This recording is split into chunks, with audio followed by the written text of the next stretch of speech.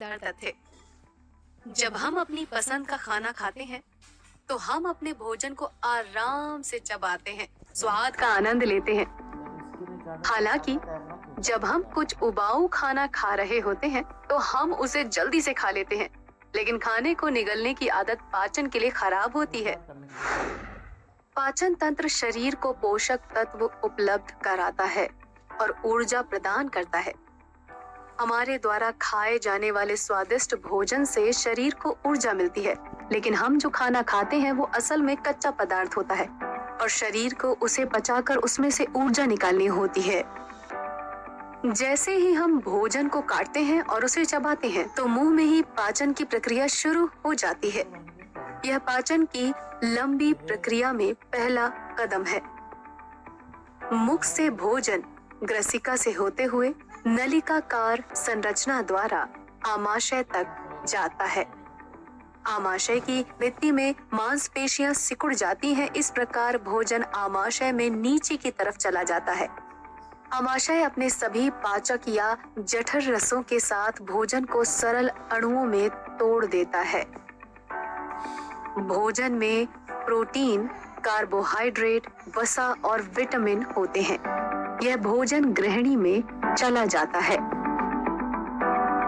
वाहिनी के माध्यम से यकृत पित्त का स्राव करता है जो गृहिणी में बहता है और वसा को छोटे कणों में तोड़ने में मदद करता है। अग्नाशयी रस का स्राव करता है जो प्रोटीन के पाचन में मदद करता है। यह भोजन छोटी आंत के मध्य भाग में जाता है।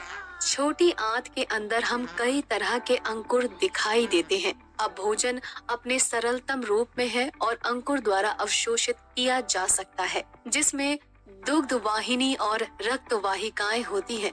वसा दुग्ध वाहिनी में अवशोषित हो जाती है और प्रोटीन, विटामिन और कार्बोहाइड्रेट रक्त वाहिकाओं में अवशोषित हो जाते हैं।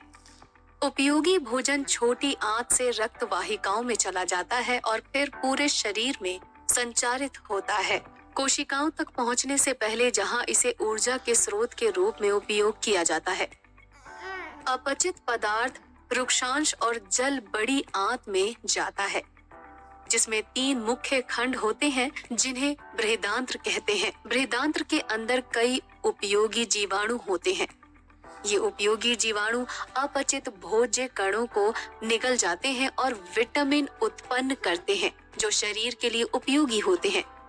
अतिरिक्त जल बड़ी आंत की भित्ति द्वारा अवशोषित हो जाता है। अपचित भोजन मलाशय में पहुंच जाता है और गुदा के माध्यम से बाहर निकल जाता है। इस प्रकार मुंह, ग्रसिका, आमाशय, छोटी आंत और बड़ी आंत से युक्त पाचन तंत्र शरीर को महत्वपूर्ण जीवन निर्वाह पोषक तत्व प्रदान करने में मदद करता है। सारांश में मानव पाचन तंत्र में एक आहार नाल और उससे जुड़ी ग्रंथियां होती हैं। मानव पाचन तंत्र के विभिन्न अंग मुख, ग्रसिका, आमाशय, छोटी आंत और बड़ी आंत है। मानव पाचन तंत्र से जुड़ी ग्रंथियां यकृत और अग्नाशय है। भोजन का पाचन मुख से शुरू होता है। आमाशय में गैस्ट्रिक रस प्रोटीन को छोटे छोटे कणों में तोड़ने में मदद करता है। छोटी आंत में यकृत से पित्त वसा को तोड़ने में मदद करता है और अग्नाशय से अग्नाशयी रस प्रोटीन को छोटे कणों में तोड़ने में मदद करता है।